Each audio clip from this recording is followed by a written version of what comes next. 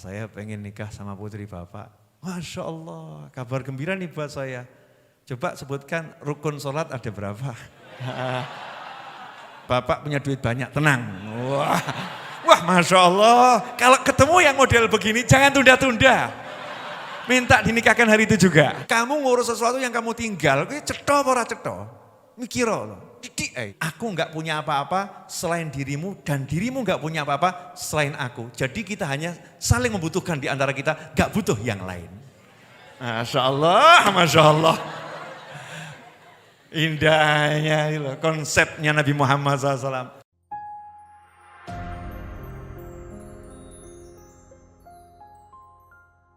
Bismillahirrahmanirrahim. Alhamdulillahirabbil alamin. Allahumma salli wa sallim ala sayyidina Muhammadin miftahi babi rahmatillah adada ma fi ilmillah. Salatan wa salaman daimaini bidawami mulkillah wa ala alihi wa sahbihi. Allahumma salli ala sayyidina Muhammadin salatan taftahu biha lana futuhal arifin wa tufaqihuna biha fid din wa ala alihi wa sahbihi. Assalamualaikum warahmatullahi wabarakatuh. Alhamdulillah kita bisa duduk bersama di malam pertama bulan suci Ramadan. Setelah sholat tarawih, kemudian zikir tarawih, dan juga tadi mungkin kacang hijau ya. Kacang hijau, sekarang kopi. Nah, kita sekarang bahas sedikit apa yang tadi kita baca dalam sholat tarawih di juz pertama tadi ya, di juz pertama ya, insya Allah barokah buat semuanya. Maka biar teringat kembali, insya Allah dibacakan surat Al-Baqarah ayat 133 ya, Al-Baqarah ayat 133 oleh akhina Muhammad Zaini. Betul. Bismillahirrahmanirrahim. أم كنتم شهداء إذ حضر يعقوب الموت إذ قال لبنيه ما تعبدون من بعدي قالوا نعبد إلهك وإله آبائك إبراهيم وإسماعيل وإسحاق إلها واحدا ونحن له مسلمون صدق الله العظيم. Sadaqallahul azim wa sadaqa rasul karim sallallahu alaihi wa alihi wasallam. Ya, ini ayat akan kita bahas singkat, tapi insya Allah jadi ilmu yang manfaat. Ya, pentingnya orang tua yang soleh. Ya, pentingnya orang tua yang soleh. Anak itu menjadi anak yang soleh atau anak yang salah. Ya, anak yang soleh atau anak yang salah sangat berkaitan dengan peran orang tua. Kalau orang tuanya memperlakukan anaknya dengan perlakuan yang salah, maka naudzubillah min dzalik, anaknya akan tumbuh menjadi manusia yang tidak soleh. Tapi kalau anak itu diperlakukan dengan perlakuan yang benar, maka insya Allah anak akan menjadi anak yang soleh, yang bisa membawa kebahagiaan untuk orang tuanya, keluarganya, masyarakat, dunia hingga akhirah. Mudah-mudahan kita termasuk orang tua yang semacam itu, dan kita juga mudah-mudahan termasuk anak-anak yang soleh dan solehah. Amin Allahumma amin. Apa yang paling penting jadi orang tua agar anaknya jadi anak yang soleh? Apa yang disebutkan di Al-Baqarah ayat 133. 133. Kalau kita baca terjemahannya, apakah kalian menjadi saksi saat maut akan menjemput Yakub ketika beliau berkata kepada anak-anaknya, apa yang kalian sembah sepeninggalku? Mereka menjawab, kami akan menyembah Tuhanmu dan Tuhan nenek moyangmu, yaitu Ibrahim, Ismail dan Ishak, yaitu Tuhan yang Maha Esa, dan kami hanya berserah diri kepadanya. Am kuntum syuhada'a idh hadra Ya'qubal mautu idh qala li banihi ma ta'buduna min ba'di qalu na'budu ilahaka wa ilaha abaika Ibrahim wa Ismail wa Ishaqa ilahu wahida wa nahnu lahu muslimun. Ini yang diceritakan oleh Allah Ta'ala adalah Nabi Yakub alaihi salam. Ya, Nabi Yakub berkata kepada anak-anaknya ketika menjelang wafat. Jadi Nabi Yakub berkata kepada anak-anaknya ketika menjelang wafat. Allah sampaikan ayat ini kepada Nabi Muhammad SAW untuk bertanya kepada orang-orang Yahudi itu. Apakah kalian ada di situ? Saat Nabi Yakub mau meninggal, apa kalian ada di situ? Apa ada di sekitar Nabi Yakub? Kan enggak toh. Kalian enggak ada di situ. Sebetulnya ketika Nabi Yakub akan meninggal dunia alaihi salam, Nabi Yakub itu sudah mengumpulkan anak-anaknya, dan dikasih satu pertanyaan. Satu pertanyaan. Pertanyaannya sederhana, ma ta'buduna min ba'di? Apa yang akan kalian sembah setelah aku wafat nanti? Pertanyaan inilah yang harus menjadi konsep hidup kita kalau jadi orang tua. Jadi kalau pengen jadi orang tua yang soleh dan anak-anaknya soleh solehah, maka konsep hidupnya adalah bertanya kepada anak-anaknya, kalau nanti aku meninggal dunia, kalian menyembah siapa? Artinya sejak kecil anak sudah dikonsep untuk menyembah Allah Subhanahu wa ta'ala. Anak tidak diajarkan untuk menyembah dunia.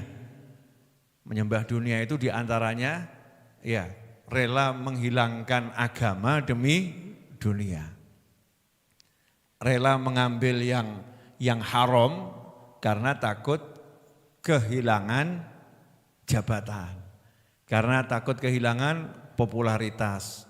Ini tidak disadari kita kalau seperti itu, naudzubillah min dzalik, berarti kita sedang menyembah selain Allah karena kita mengabaikan aturan-aturan Allah. Berarti kita enggak mengabdi kepada Allah, kita enggak menghamba kepada Allah, tapi menghamba kepada dunia. Ya, menghamba kepada dunia. Naudzubillah min dzalik. Maka orang tua yang soleh sejak kecil yang difikirkan adalah bagaimana anaknya ini dengan Allah Ta'ala. Makanya diajarkan begitu lahir disuruh apa itu?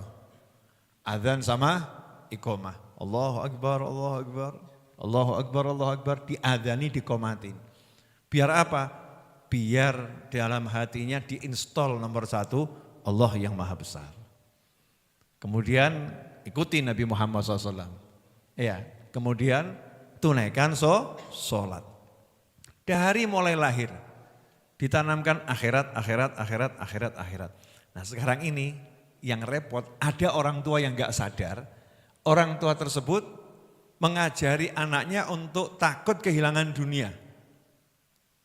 Takut gak dapat dunia. Contoh, sekolah yang pinter.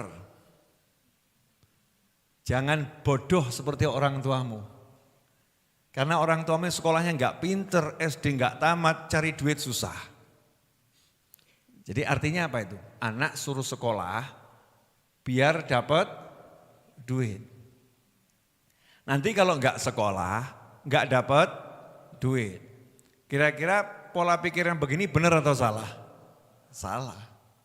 Karena sekolah bukan untuk cari duit, tapi untuk cari ilmu. Kalau punya ilmu jangan digunakan untuk cari duit, tapi digunakan untuk memberi manfaat. Sehingga kalau memang manfaat itu dengan ilmu, maka carilah ilmu biar jadi orang yang bermanfaat. Jangan seperti orang tuamu, ilmunya kurang maka manfaatnya kurang. Nah itu baru betul. Tapi kalau duit, dunia. Nah ini yang sesuatu yang sangat buruk dan harus dihindari. Jangan sampai jadi orang tua yang semacam itu. Kemudian coba pagi hari, ini contoh nih. Orang tua yang belum benar tadi, yang masih salah. Jam 5 pagi bangunkan anaknya. Ayo bangun. Tapi bukan sholat. Ini sudah mau waktunya berangkat sekolah. Terlambat sekolah kamu nanti. Jadi orang tuanya menanamkan di hati anaknya bangun pagi karena takut terlambat sekolah. Iya, bangun pagi karena takut terlambat sekolah. Lagi-lagi urusan dunia. Bukan urusan akhirat. Seharusnya bagaimana? Bangun, subuh udah mau hilang. Kalau sampai kamu gak bangun nanti orang tuamu dosa. Orang tuamu dimarah sama Allah. Nanti kamu juga dimarah sama Allah. Apa rela orang tuanya masuk neraka? Ditanamkan yang seperti itu. Sehingga anak paham pagi-pagi jangan cari sekolah. Tapi cari musola. Cari masjid. Cari tempat untuk sholat. Cari Allah subhanahu wa ta'ala. Ini diantara hikmah atau ilmu yang bisa kita petik dari ayat ayat 133 surat Al-Baqarah. Jangan khawatir dunia, tapi khawatir nanti akhirat anak kita seperti apa. Orang-orang dulu gak ada yang mengkhawatirkan anaknya urusan dunia, yang dikhawatirkan akhiratnya. Makanya anak gak diajari kerja, tapi diajari sholat dulu. Ya kerja diajarin, tapi bukan kerja gitu ya. Sekarang ini kan kerja diajarin dari mulai sebelum lahir, udah dibisikin, nah nanti kalau besar jadi fulan ya nak ya. Belum lahir ini, udah diajarin kerja. Lahir, TK, SD, SMP, SMA, sekolah semua yang dibisikkan nanti kerja. Lulus S1 jadinya karyawan. Rugi atau enggak rugi? Rugi ya. S1 jadinya karyawan. Seharusnya kalau udah selama berapa itu? 20 tahun dari mulai lahir sampai umur 20 tahun. Harusnya itu kalau kerja langsung jadi apa? Bos. Harusnya jadi bos. Tapi nyatanya jadi karyawan. Rugi atau enggak rugi? Rugi. Makanya ulama-ulama dulu, orang-orang soleh dulu yang dikhawatirkan masalah agama anaknya. Bisa sholat enggak? Bisa ngaji enggak? Bisa bekti sama orang tua atau tidak? Bisa sayang sama kakak adiknya tidak? Bisa hormat pada yang lebih tua atau tidak? Kalau yang sekarang enggak bisa ngaji enggak jadi masalah. Yang penting menguasai 5 bahasa. 5 bahasa dikuasai, bagus, saya enggak ngomong enggak bagus. Tapi kalau enggak bisa ngaji kan ya aneh tuh ya. 5 bahasa bisa tapi kok ngaji tidak bisa. Oh ternyata juara lari, maraton, internasional. Tapi sholat 5 menit di samping tempat tidur enggak bisa, enggak sanggup. Ya, sholat enggak sanggup. Oh ternyata bisa bangun hotel sekian banyak, cuman berangkat haji enggak mampu. Berangkat haji enggak mampu, berat mengeluarkan duitnya untuk berangkat haji. Berat mengeluarkan duitnya untuk bantu orang tuanya. Naudzubillah min dzalik. Makanya fokusnya orang-orang dahulu adalah gimana anaknya betul-betul dia tujuannya adalah akhirat. Maka saya pesan sama anak-anak saya, bapakmu enggak peduli kamu jadi apa, selama itu tidak dilarang oleh Allah Subhanahu wa ta'ala. Ya, selama enggak dilarang sama Allah Subhanahu wa ta'ala. Yang penting kamu bisa sholat bagus, bisa baca Al-Quran bagus, dan akhlakmu mulia. Selesai. Enak toh? Ke situ. Jadi saya enggak mikirin gitu ya.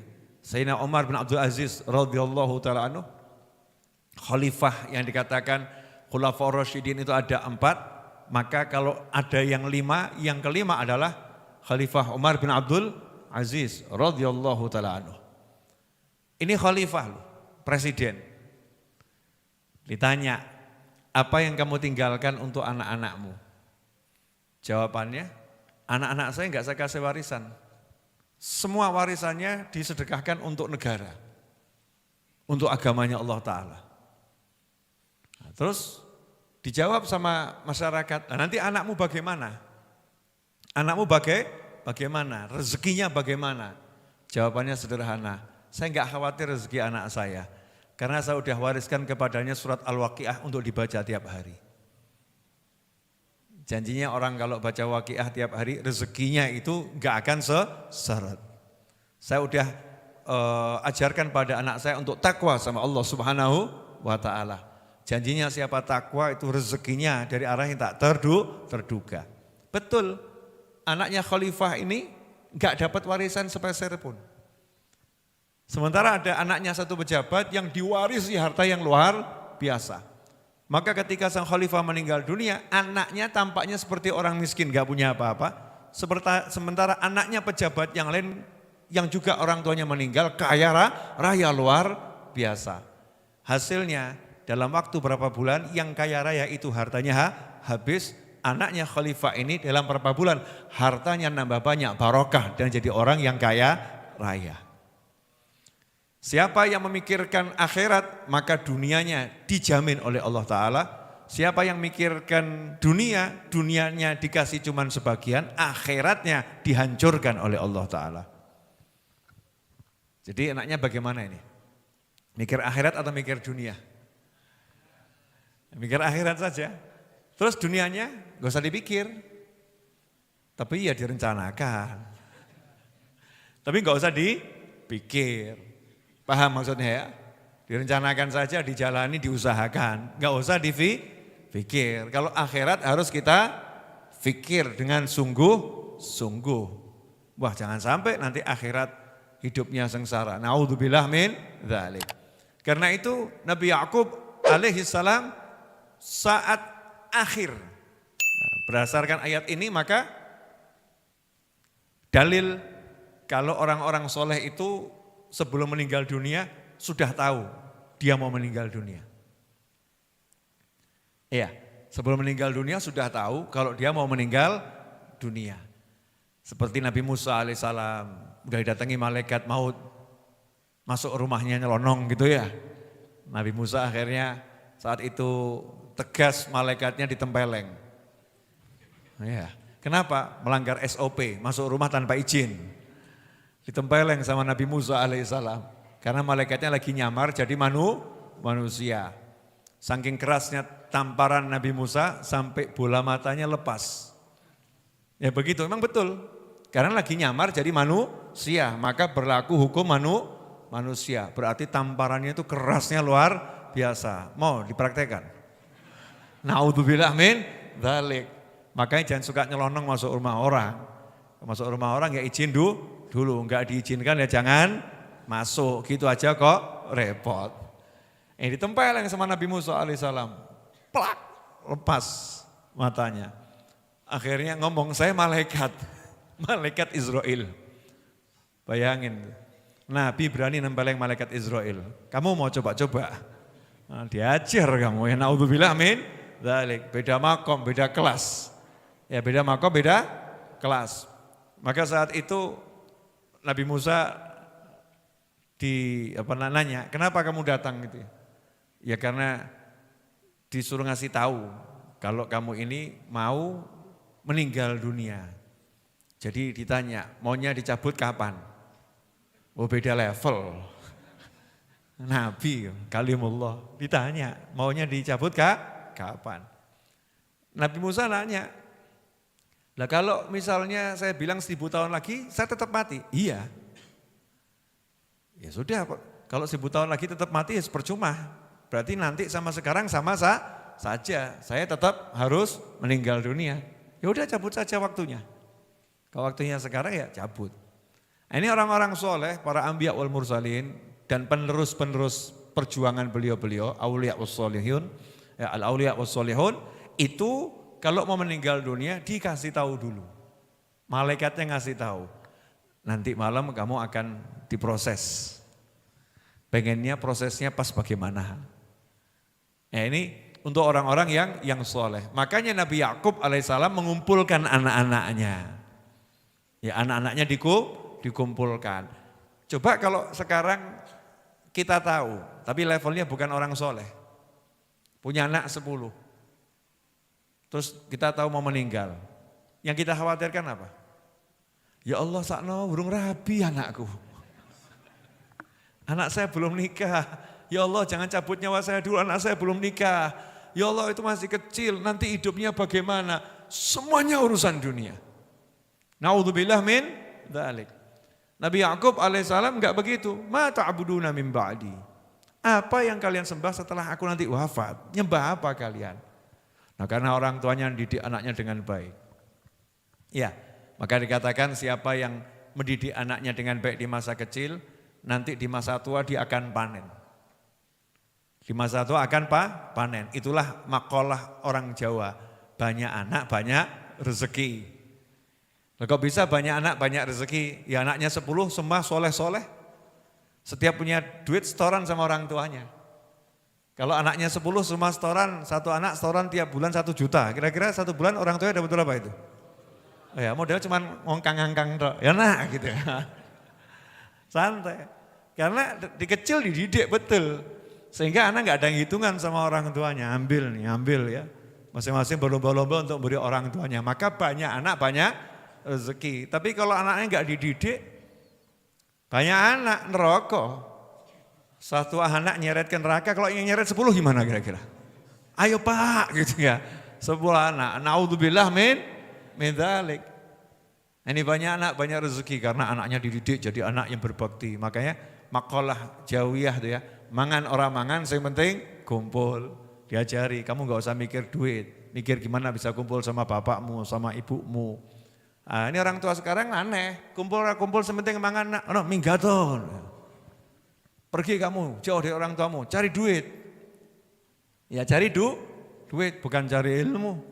Bukan cari ridhonya Allah subhanahu wa ta'ala. Ini kesalahan yang fatal orang tua akhir zaman. Memikirkan dunia, enggak memikirkan akhirat. Padahal dunia itu sudah nyata loh ya, nyata bahwasanya dunia itu sementara dan sebentar. Karena sadar enggak sadar rekan kita banyak yang sudah berangkat duluan. Berarti kan betul-betul dunia itu nyata-nyata sementara. Kok gitu kita masih enggak sadar. Berarti keterlaluan luar biasa. Siapa itu? Ya kita. Ya manusia. Apa yang kalian sembah setelah aku nanti wafat? Kalian mau nyembah apa? Mau anaknya dididik, maka anaknya jawab di Al-Baqarah 133. Qalu na'budu ilahaka wa ilaha abaika. Kami akan menyembah Tuhanmu dan Tuhannya leluhurmu. Tuhanmu dan Tuhannya leluhurmu. Maka di sini juga dalil orang itu kalau berbangga dengan leluhurnya yang soleh itu boleh.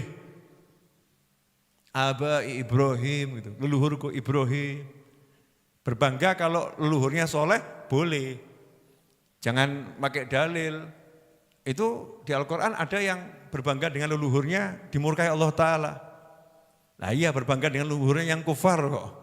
Leluhurnya yang enggak iman sama Allah yang enggak boleh. Tapi kalau leluhurnya itu beriman, orang-orang yang soleh, bangga gitu. Berbanggalah, bukan untuk bangga-banggaan ya, tapi syukur, alhamdulillah aku punya leluhur yang soleh, punya leluhur yang baik. Makanya sampai Nabi Khidir dan Nabi Musa alaihi wassalam diajarkan sama Allah Ta'ala untuk mengagungkan leluhur yang soleh. Ketika ada rumah yang mau roboh, Nabi Khidir komentarnya apa?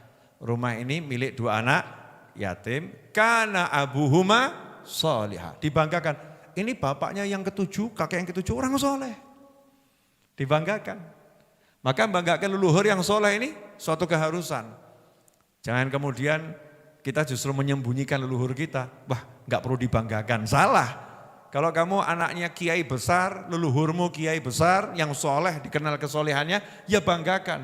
Kakekku orang soleh, doakan ya aku bisa niru, begitu.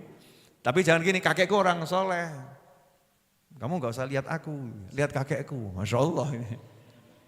Ini namanya al-modusu. Modus kan gitu. Kakekku orang soleh, doakan ya aku bisa seperti beliau-beliau. Saya lagi berjuang nih biar seperti beliau. Ini berbangga dalam arti syukur ya, dalam arti syukur. Kami akan menyembah Tuhanmu dan Tuhannya leluhurmu, orang-orang tuamu yang terdahulu. Terus disebutkan satu persatu namanya. Siapa itu?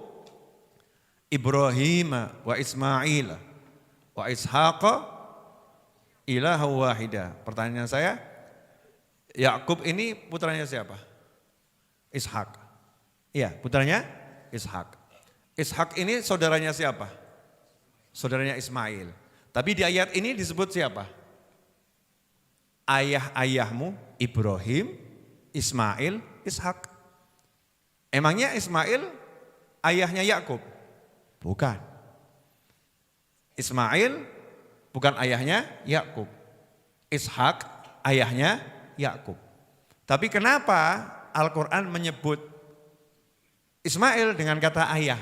Memang dalam bahasa Arab yang namanya paman juga bisa dipakai dengan bahasa ab, ayah.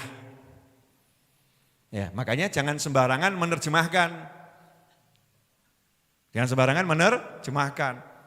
Ada hadis itu, ayahmu dan ayahku di neraka. Rasul yang berbicara langsung diterjemahkan, tuh Nabi bersabda ayahku dan ayahmu di neraka. Padahal terjemahnya bukan gitu seharusnya. Ya, ab itu bisa ayah, bisa paman. Yang dimaksud Nabi SAW, ayahmu dan pamanku Abu Lahab di neraka. Kemudian juga Nabi Ibrahim ketika berkata ayahnya, yang dimaksud ayahnya di situ Azar bukan ayah tapi paman. Nah, maka penafsiran para ulama diantaranya seperti itu. Sehingga kita jangan asal mengutip ayat kemudian menafsirkan semaunya sendiri. Dalam bahasa Indonesia juga, mohon maaf ya, kalau kita ketemu orang di jalan, Bapak gimana kabarnya Bapak? Nyat bapakmu. Emang dia ayahmu? Enggak, itu namanya panggilan kehormatan. Dalam bahasa Indonesia kata ayah pun jadi panggilan kehormatan. Atau seorang istri manggil suaminya, ayah, emang jadi bapaknya? Ya enggak. Boleh-boleh saja suami manggil istrinya misalnya, Dik, emang adiknya? Bukan. Ya, atau manggilnya dengan Bu, emang ibunya? Bukan, tapi itu panggilan sayang. Hukumnya jawaz, bukan makruh. Ya hukumnya jawaz, boleh, bukan makruh. Atau misalnya seorang istri manggil suaminya kakak gitu ya. Emangnya kakaknya? Bukan, tapi itu panggilan sayang, boleh-boleh saja. Nah kita manggil orang lain ayah gitu. Itu ternyata bukan ayahnya, ternyata gurunya. Ya seperti dulu almarhum Ustadz Arifin Ilham suka dengan bahasa ayah ke muridnya gitu, sahabat-sahabatnya. Ikhwani rahimakumullah. Nah di sini disebut abai. Qalu na'budu ilahaka wa ilaha abaika Ibrahim wa Ismail wa Ishaq ilaha wahida. Tuhan yang satu. Jadi manusianya banyak tapi Tuhannya cuman satu. Makanya anak yang sudah punya tauhid semacam ini itu anak yang betul-betul menyejukkan hati orang tua. Jadi orang tua yang mau meninggal dia jangan khawatir. Aku benar-benar ya, kami benar-benar menyembah Tuhanmu. Bukan Tuhan yang lain. Ya bukan Tuhan yang lain. Jadi anaknya menenteramkan orang tuanya. Di akhir usianya. Sehingga orang tuanya senang. Oh anakku jalannya udah sama. Ya anakku jalannya udah sama. Nah ikhwani rahimakumullah, di sini berarti di antara ilmu yang bisa dipetik, seseorang ini kalau berbangga dengan leluhurnya yang soleh, maka itu adalah sesuatu yang dibenarkan dalam syariat. Karena Allah juga membanggakan leluhurnya orang-orang yang soleh di dalam Al-Quran. Jadi disebutkan, mestinya kan cukup ngomong, aku menyembah Tuhanmu, gitu selesai ya. Tapi enggak. Sebutkan semua tuh nama keluarga besarnya, Ibrahim, Ismail, Ishak ya, disebutkan semua. Nah, Nabi Ismail itu pamannya Nabi Yakub. Pamannya Nabi Yakub, tapi disebut dengan kata ayah. Ini satu ilmu, maka kata al-ab dalam bahasa Arab bisa berarti paman, bisa berarti ayah. Bisa paman, bisa ayah. Nah, ikhwani rahimakumullah, makanya kalau kita pengen punya anak yang semacam ini, maka tugas kita sejak dini anaknya itu dikasih pengertian dunia itu enggak ada artinya. Makanya kalau nanti misalnya anaknya kok nyenggol toplesnya harganya 2 juta, toplesnya pecah. Jangan anaknya kemudian dibanting. Ya, kamu mecahkan toples, ya dasar anak kurang ajar. Anaknya dibanting. Akhirnya anaknya ngerti, oh ternyata dunia itu besar. Sampai aku yang kecil pun dihajar. Karena dunia besar. Dididik anaknya membesarkan dunia. Tapi orang tua yang soleh lain. Biar, gitu kan. Nah, toples pecah. Nah. Iya, itu enggak ada artinya itu dunia. Tapi hati-hati ya nah. Karena kita ditugaskan untuk menjaga yang diamanatkan Allah Subhanahu wa ta'ala. Kalau jalan itu hati-hati. Nanti bisa kalau pecah itu kakimu kena, nanti kamu terluka. Sayang loh, tubuhmu juga harus dijaga. Karena Allah yang suruh. Dikembalikan semua ke Allah. Enak jadinya. Ya jadinya enak. Beberapa belas tahun yang lalu, atau sekitar 10 tahun yang lalu, saya pernah dialog sama anak saya Ahmad Anis. Ya. Dialog sama anak saya Ahmad Anis. Saya nanya, Anis, ya, Abuya sudah doakan belum? Sudah. Nanti Abuya kira-kira rezekinya seberapa banyaknya? Didoakan dapat rezeki banyak katanya.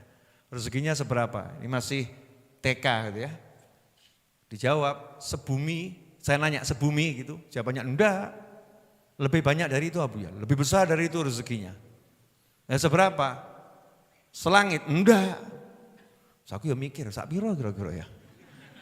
Di kepala anak saya itu rezeki yang dimintakan untuk saya seberapa gitu.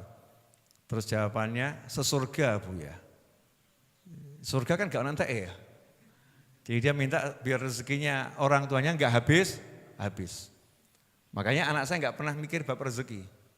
Karena ngerti bapaknya juga gak pernah mikir bab rezeki. Satu kalimat saya, yang penting kamu belajar sholat tanpa henti, belajar ngaji tanpa henti, berakhlak yang mulia. Enggak usah mikir dunia. Selesai.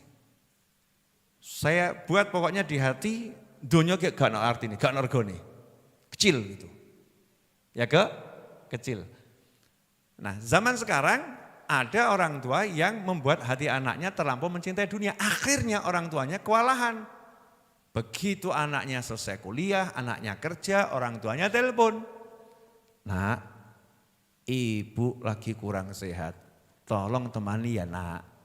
Jawab, bu ini kalau sampai aku gak masuk kantor 3 hari dipecat. Mohon maaf bu, aku belum bisa bu.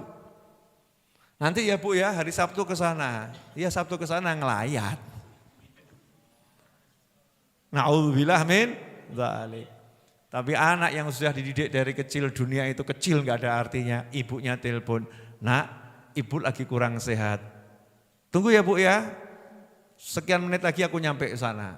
Masya Allah, teleponnya dimatikan, dia telepon sama temannya, keluarganya, tolong ke rumah saya dulu, ibu saya lagi gak enak. Langsung dia jual yang bisa dijual, dia terbang naik pesawat, bawa duit yang banyak, ibunya dirawat. Ibunya ngomong, nak gimana pekerjaanmu? Aman bu, aman. Yang penting ibu seneng ya. Ibu sehat. Ini baru namanya anak. Ya namanya anak. Anak begini karena siapa? Karena orang tua. Nah, orang tua zaman sekarang banyak itu yang Masya Allah nakut-nakutin anaknya urusan dunia. Apalagi ini calon mantu. Ngelamar. Kamu kalau punya calon mertua model begitu langsung cari mertua yang lain. Kalau ada calon mertua kamu yang model begini, langsung kamu, mohon maaf Pak, saya batalkan lamaran. Batalkan saja. Kenapa? Saya nggak layak jadi menantu bapak. Lu kenapa? Terlampau baik pak saya pak. Ngaceng lu pede, ngelanang kok ya. Biar bingung calon mertuanya itu, baru calon kok ya. Baru calon. Misal ini kamu melamar anaknya orang. Kamu ngomong, ditanya, pekerjaannya apa Dik? Belum bekerja. Terus nanti mau bekerja apa? Belum tahu. Loh kok belum tahu gimana nanti? Anak saya mau dikasih makan apa? Terserah bapak seleranya apa. Ya terserah bapak seleranya apa. Loh enggak maksud saya nanti kamu tuh dapat duit dari mana? Jangan tanya saya pak, rezeki yang ngatur Allah. Coba bapak tanya Allah, saya dapat rezeki dari mana? Calon mertua ini mumet, kiwa harus wedan bocah ini. Mumet nih calon mertuanya, ketemu calon mantu model begini. Udah dek, terang-terangan saja. Kalau kamu nggak punya uang 1 M, nggak usah datang ke sini. Makasih pak, kalau begitu saya tak pulang sekarang. Ya pulang sekarang. Calon mertua model begini ini, selesaikan saja. Walaupun itu calon istrimu kamu jatuh cinta, pol. Ya, walaupun kamu jatuh cinta, pol. Karena nanti hidupmu akan sengsara. Diruti urusan duit, dunia yang diurus. Nah, kecuali kalau kamu ketemu calon mertua model begini. Assalamualaikum, waalaikumsalam. Pak, saya pengen nikah sama putri bapak. Masya Allah, kabar gembira nih buat saya. Coba sebutkan rukun sholat ada berapa? Masya Allah. Wah, dijawab sama calon mantunya. Mau madhab mana Pak? Syafi'i, Hambali, Hanafi. Wah, Masya Allah. Oh silahkan lanjut deh. Wah, Masya Allah. Padahal calon mertuanya gak paham. Cuman gaya-gaya aja dia ya. Sebutkan sama calon mantunya. Begini Pak, begini. Oh bagus. Kamu tahu enggak kenapa saya kok tanya sama kamu rukun sholat? Ya yang nanya Bapak, masa saya yang jawab Pak, kan ya enggak benar Pak. Ya, kira-kira tujuan Bapak apa? Biar saya mau tahu calon mantu saya itu bisa ngajarin putri saya sholat atau tidak. Karena dalam hidup saya yang saya inginkan putri saya itu pandai sholat. Loh Pak, tapi saya ini enggak punya duit. Oh jangan khawatir, Bapak punya duit banyak, tenang. Wah Masya Allah, kalau ketemu yang model begini jangan tunda-tunda. Minta dinikahkan hari itu juga. Ini soleh ini. Ini soleh. Sekarang ini ruwetnya Masya Allah. Orang tua sudah kedatangan calon mantu soleh. Ya calon mantu soleh, tapi pilih yang salah. Kamu kerjanya apa? Ya saya baru keluar dari pondok pesantren, sekarang lagi ngimami masjid. Kebetulan kerjaan sampingan saya itu nyapu masjid. Masya Allah, tukang sapu, ya Allah. Calon mantu tukang sapu, ya Allah. Mau dikasih makan apa anakku? Boleh orang tua mikir begitu boleh, tapi ini kan terlampau rendah pola pikirnya. Betul ya, terlampau rendah pola pikirnya. Kok ketakutan luar biasa. Sekarang cari mantu soleh itu angel loh, angel. Oh ya, cari mantu soleh itu angel. Kamu kan calon mantu soleh semua kan? Larang tuh hargamu. Kamu jadi harus pede kalau ngelamar. Bapak enggak terima lamaran saya, enggak apa-apa Pak. Yang lain masih banyak kok Pak. Tapi jangan diucapkan di hati loh ya. Kalau diucapkan itu tanda-tanda kamu enggak soleh itu ya. Enggak berakhlak di hati. Jadi ditolak itu tenang saja. Dek kamu kok tenang-tenang saja? Enggak apa-apa Pak. Memang Bapak itu tujuan pertama, tujuan kedua sudah ada kok Pak. Kalau ditolak di sini, di sana udah ada yang nunggu mau ngelamar. Masya Allah. Siapa yang ngajarin? Habib Novel Pak. Masya Allah kamu bawa-bawa namaku ya. Ini live streaming, dilihat orang banyak. Maksud saya apa? Jangan bingung urusan dunia. Saya ini, alhamdulillah, la haula wa la quwwata illa billah. Dari mulai saya lahir sampai hari ini, alhamdulillah, ayah saya almarhum dan ibu saya semoga panjang umur, fi taatillah wal afiyah. Sampai hari ini tidak pernah nanya sama saya, kamu mau kerja apa? Cari duit dari mana? Enak ya? Gak ada. Anakmu tuh nanti mau kau jadikan apa? Anakmu tuh nanti kerjanya apa? Dapat duitnya dari mana? Enggak ada. Yang ada ibu saya, Val, pengajian dulu ya. Nanti mau pengajian di mana? Nanti pengajiannya jamaahnya dikasih makan apa? Nyantai. Bahkan saya tuh disumpah sama ibu saya satu. Wis ngerti anak gak ada duit, mbok gak ada duit. Tapi ibu saya ini nyumpah saya dulu ya.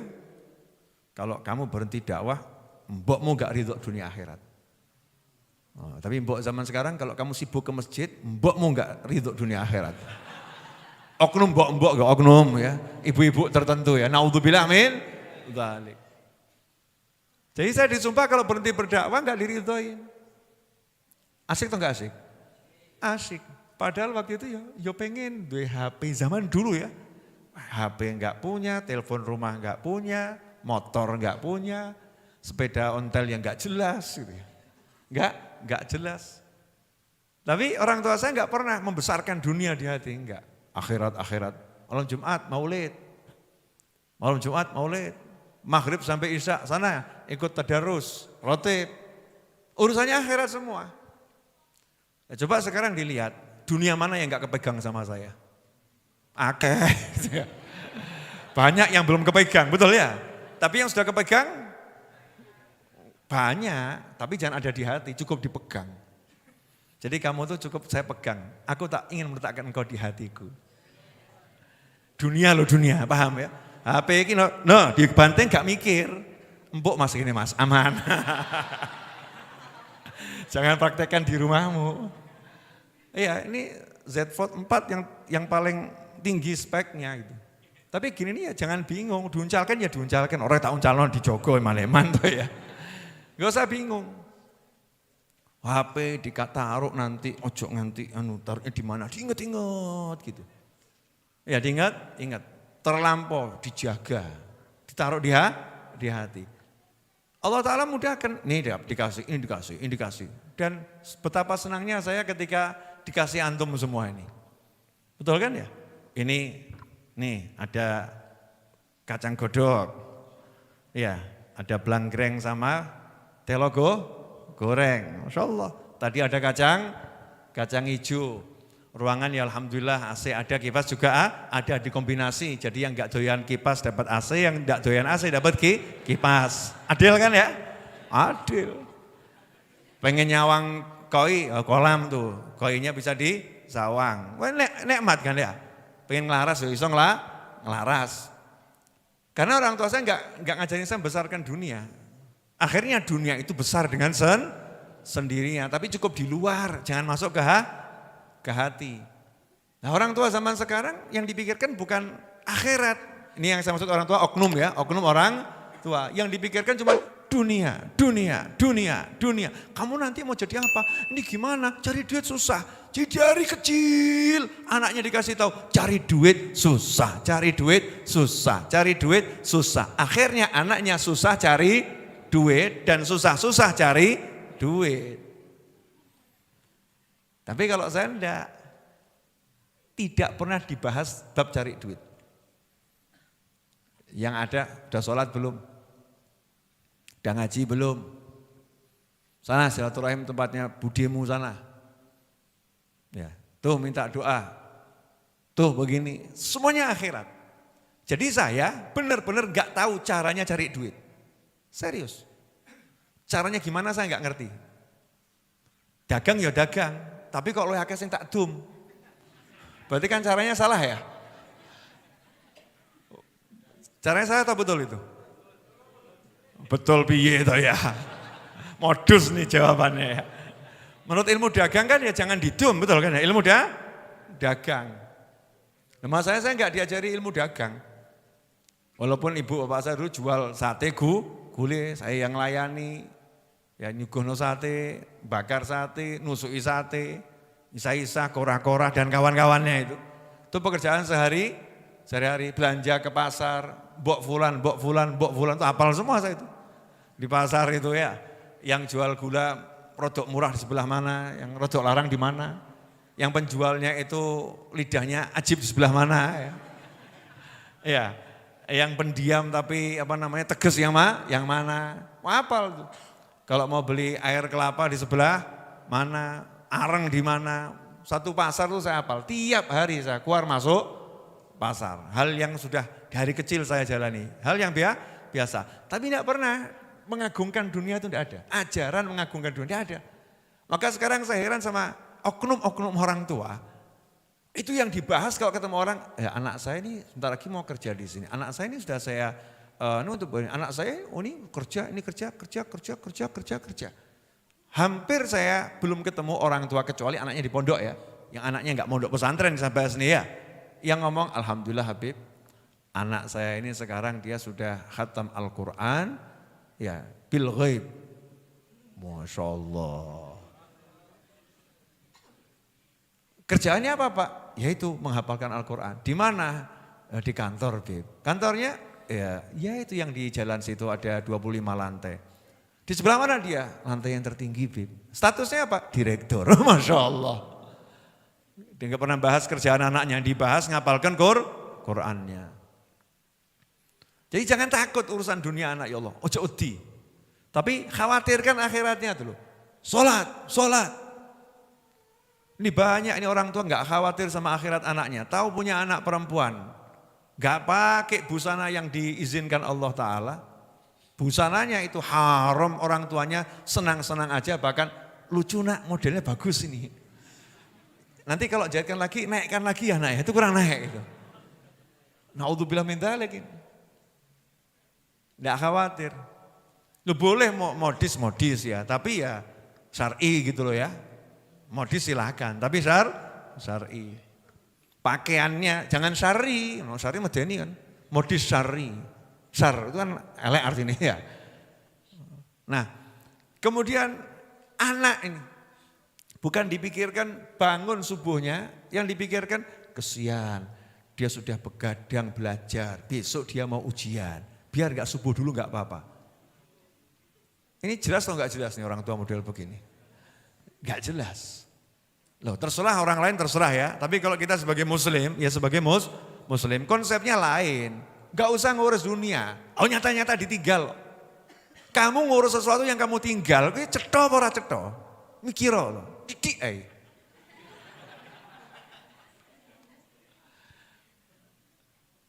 Ini contoh, boleh saya kasih contoh? Boleh.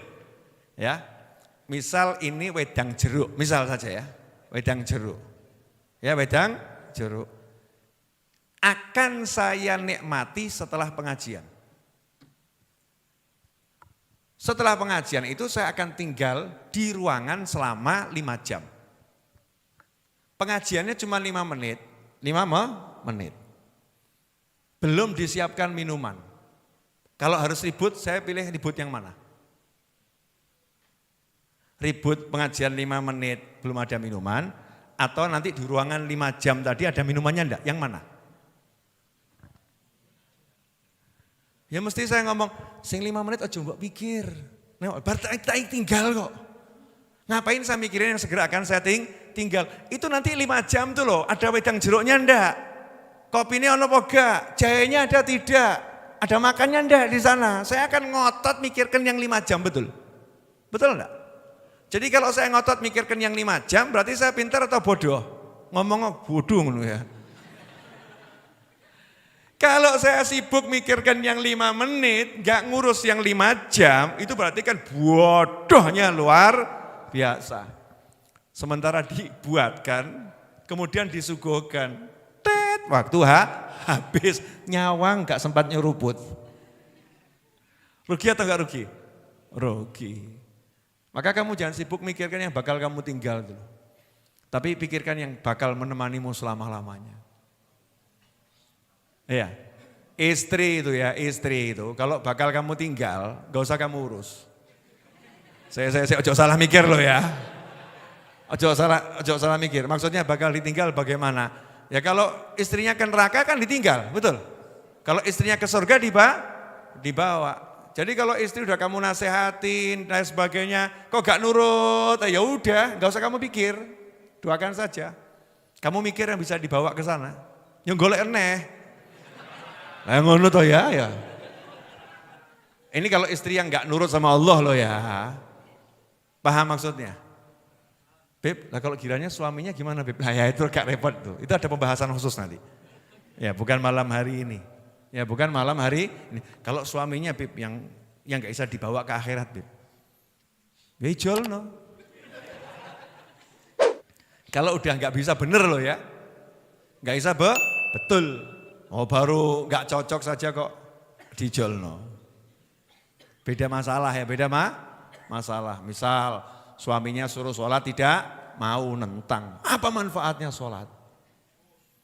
Bahkan kamu ditempeleng, tidak usah ngajarin suami. Plok! Lah model ngene ya, ijolno ki lho santri akeh gini iki. Betul ya Mas ya? Siap menampung Mas? Ya tontok sik Mas, aja kerungsung. Dilihat dulu, mau diajak ke akhirat atau tidak. Jauh usah mikir dunia. Mohon maaf pemirsa, saya pakai bahasa vulgar begini biar masuk ya. Kalau bahasanya tersusun rapi itu pada nggak paham. Kalau begini jadi paham. Jadi paham. Beb, kok kelihatan tegas sekali. Loh saya ini pakai dalil, nggak asal ngomong. Kalau saya asal ngomong kan medeni. Nabi Ibrahim alaihissalam ninggalkan Nabi Ismail di Mekah Al-Mukarramah. Betul? Tapi begitu ketemu anaknya, main ke rumahnya dan rumahnya Ka'bah loh. Keren loh Nabi Ismail rumahnya Ka'bah loh. Kamu mau nyium Hajar Aswad saja setengah mati ya. Nabi Ismail tinggal di dalamnya. Tinggal di dalamnya, sekurang apa. Punya istri. Bapaknya suatu hari silaturahim dari Syam ke Mekah. Nanya, suamimu mana? Lagi pergi. Gimana kondisi rumah tanggamu? Makannya bagaimana? Dijawab bla bla bla, urusan dunia kabeh. Makan gak enak, hidup gak enak. Oh yaudah, salam ya buat suamimu, suamimu. Sampaikan nih loh, ondo niki kok kurang apik, kon ganti. Tangganya kurang bagus, ganti. Pulang Nabi Ismail, dilapori istrinya. Ini tadi ada orang tua kesini, nanya kamu, saya bilang lagi pergi, terus kemudian tadi titip salam, pesen ini anak tangganya rumah ini suruh ganti. Oh kabar gembira itu bapakku. Loh mertua? Iya, bapakku dan pesannya tadi kamu suruh ganti yang lain. Karena kalau udah istri ruwet donya,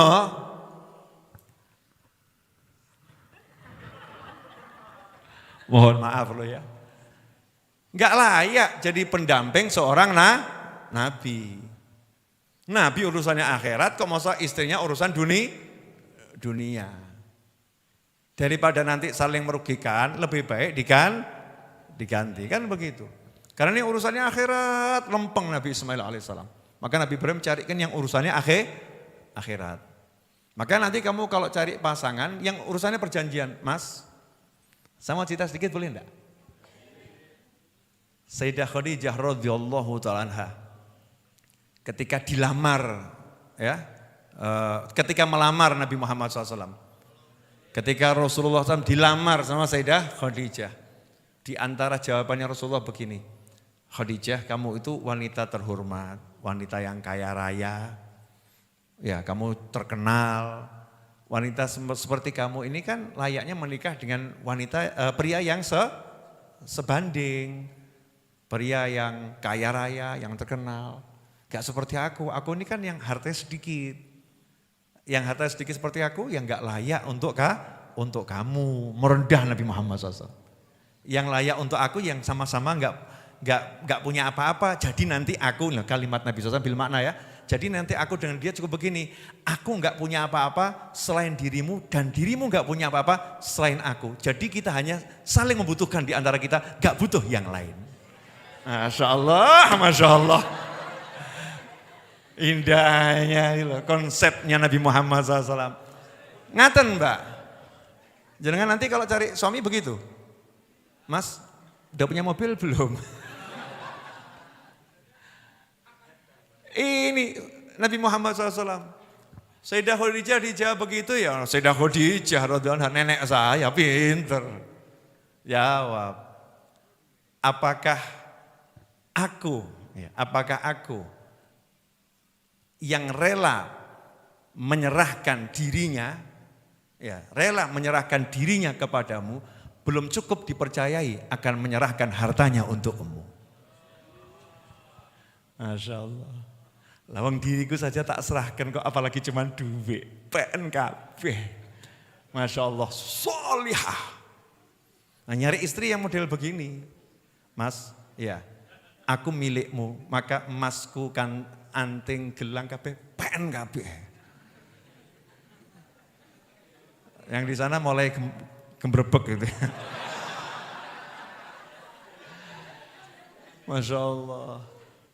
Nah, ini konsep dunia gak penting loh, harus dikembangkan. Tapi kerja harus loh ya.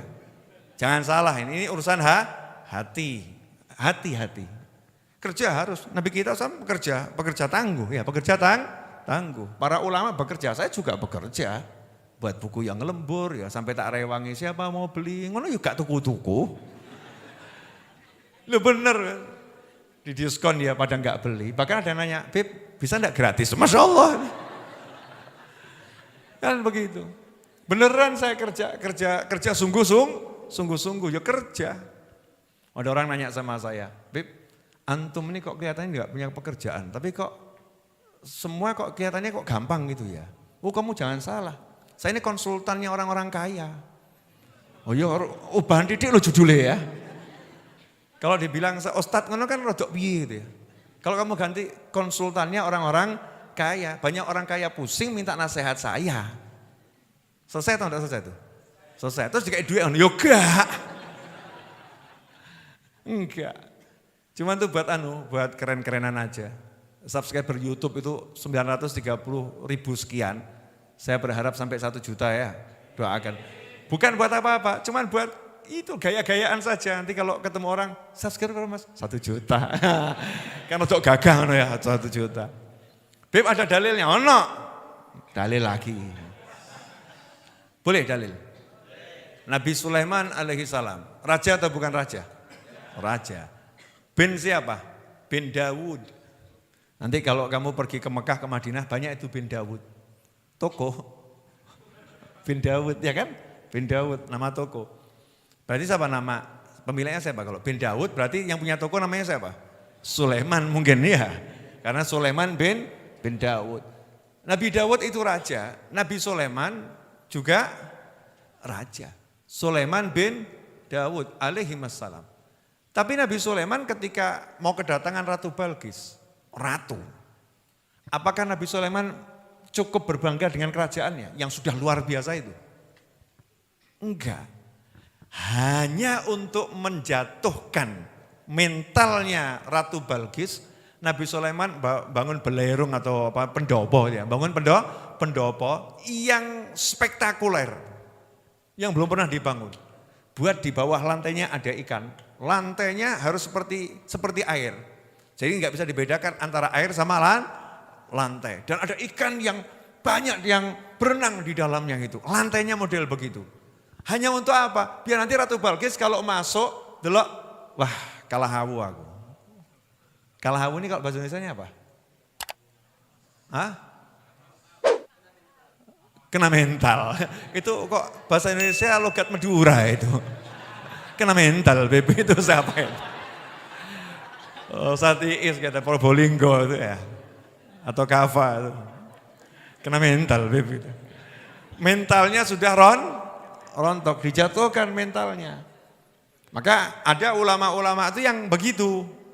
Oh ya, beli mobil yang mahal-mahal, bangun majelis yang mewah.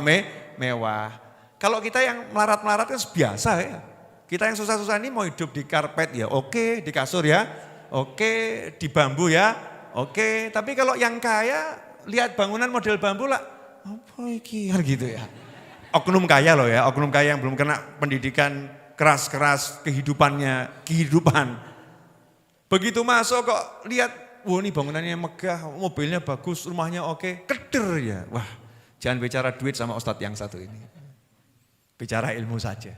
Sehingga bisa belajar. Meletakkan diri itu tidak lebih tinggi. Nah, resepnya di situ. Jangan pernah mikir dunia, jangan pernah taruh dunia, tapi mikir gimana Allah. Ya, gimana Allah? Bagaimana pendapat Allah tentang aku? Bagaimana nanti anak-anakku di hadapan Allah Subhanahu wa ta'ala? Makanya orang-orang soleh itu doanya dihabiskan hanya untuk anaknya. Ya, Nabi Ibrahim, Rabbi habli minas solihin. Lihat tuh doa-doa Nabi Ibrahim tadi dibaca di surat Al-Baqarah kan ada itu ya. Itu semuanya doanya mendoakan anak. Ya mendoakan anak. Makanya nanti kalau kita pengen punya anak yang soleh, jadikan seluruh doa kita untuk anak-anak kita. Nah sekarang ada ndak oknum orang tua aneh kok. Punya anak gak pernah didoakan. Yang ada, ya Allah bahagiakan hidupku. Ya Allah muliakan hidupku. Ya Allah senangkan hidupku. Anaknya blas gak ditunggak no. Yang ada anaknya ditodong, mana duit? Mana duit? Mana? Kamu udah kerja apa? Dapat berapa? Mana buat bapakmu? Mana buat ibumu? Gak pernah didoakan anaknya. Naudzubillah min dzalik. Orang-orang soleh hidupnya mendoakan anaknya dengan doa-doa yang luar biasa. Insyaallah begitu. Jazakumullah khairan. Ini mukaddimah malam pertama. Nah nanti jam 2 ada tahajud bagi yang mau ikut.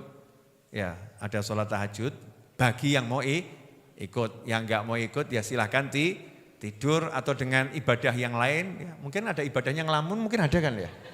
Tafakur ya, tafakur tuh kalau betul. Kalau tafakur keliru jadinya apa? Ngelamun. Beb saya malam ini mau ibadahnya melihat langit. Masya Allah gini dia. Tanya sama temannya, lagi apa mas? Tafakur. Tafakur apa? Bayar utang kita konti. Ya. Masya Allah itu namanya al-mumetu itu ya. Mumet. Paham maksud saya? Yang mau ikut saja silahkan. Nah, nanti di mana sholat malamnya, tahajudnya di sini. Ya, tahajudnya di sini bukan di musola. Sini dan tidak pakai speaker. Biar kita enggak ganggu yang lagi tidur. Dan jangan pamerkan tahajudmu. Semakin orang enggak ngerti semakin bagus. Berapa rakaat Habib tahajudnya? Hanya 2 rakaat. Tapi berapa lama jangan nanya.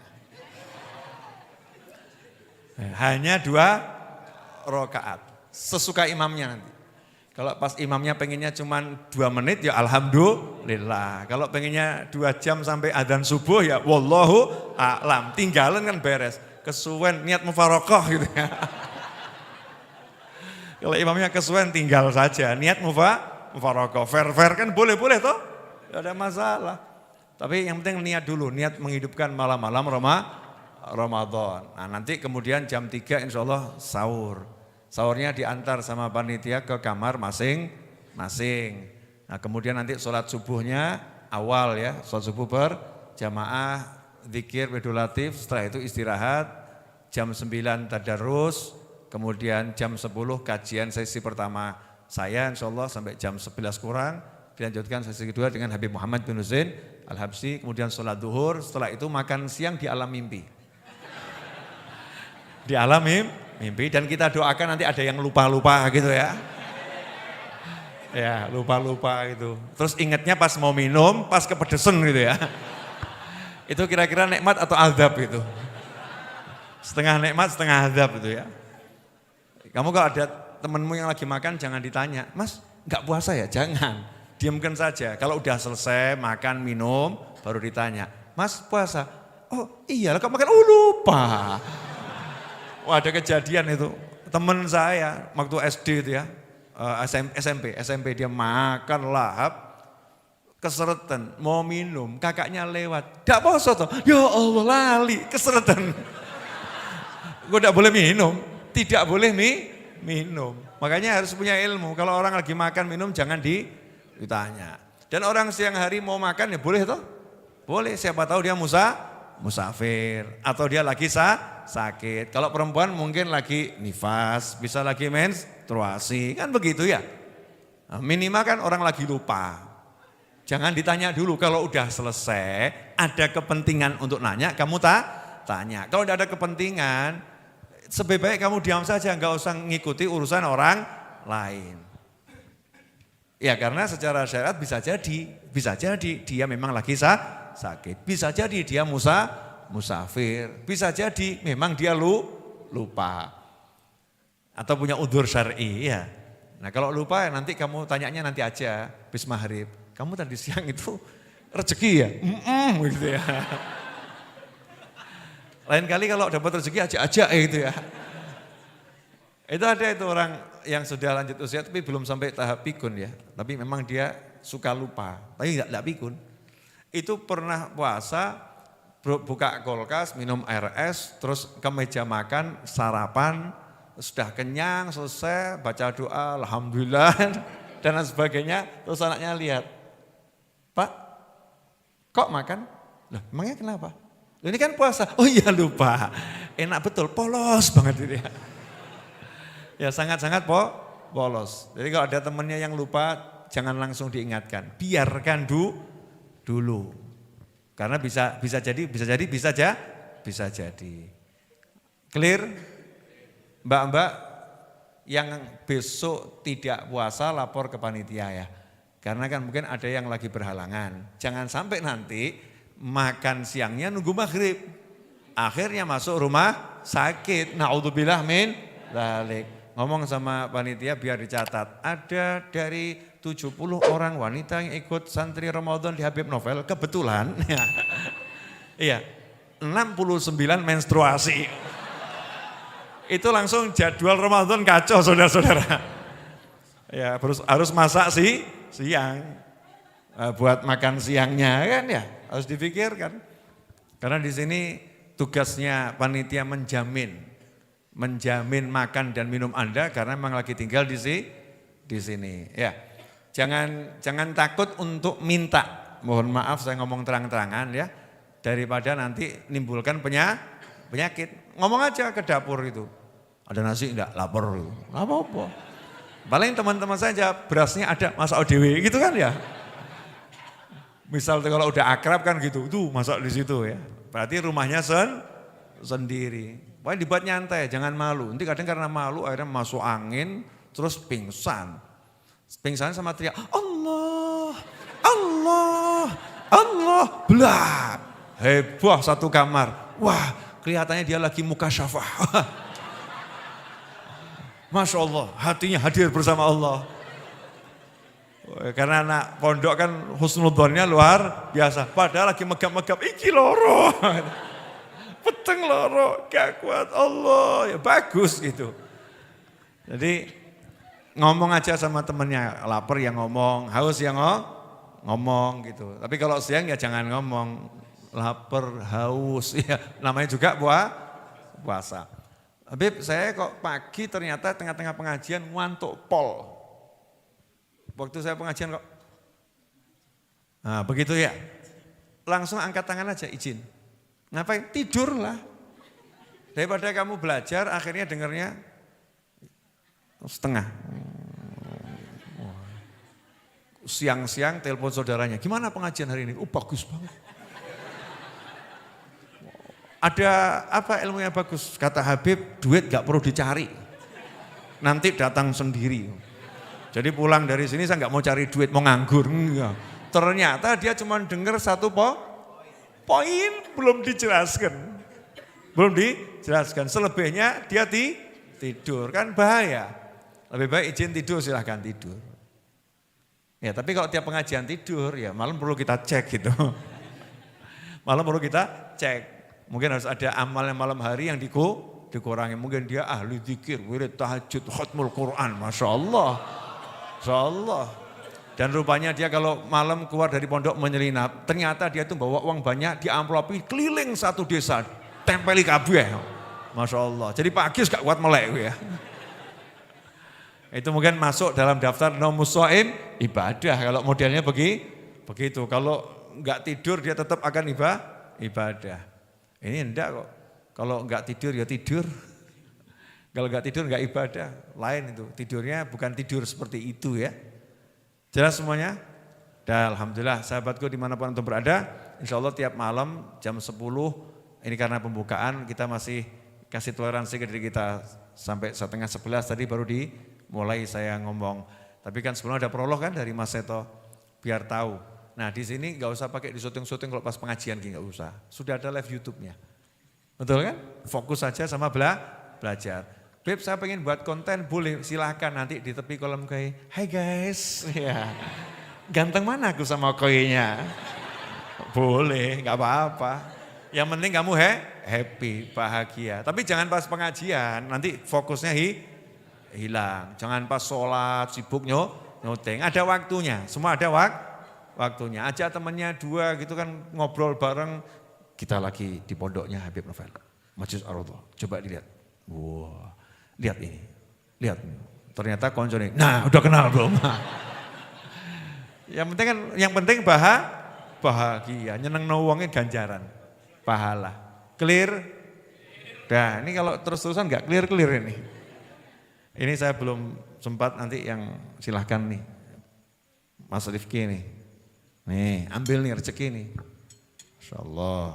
Tapi ingat temannya loh ya, biar niling. Ini buat nanti makan kacang kan kotorannya tinggal buang ke situ. Ya. Alhamdulillah. Mari kita tutup dengan baca doa Ramadan ya, biar kita dapat Lailatul Qadar.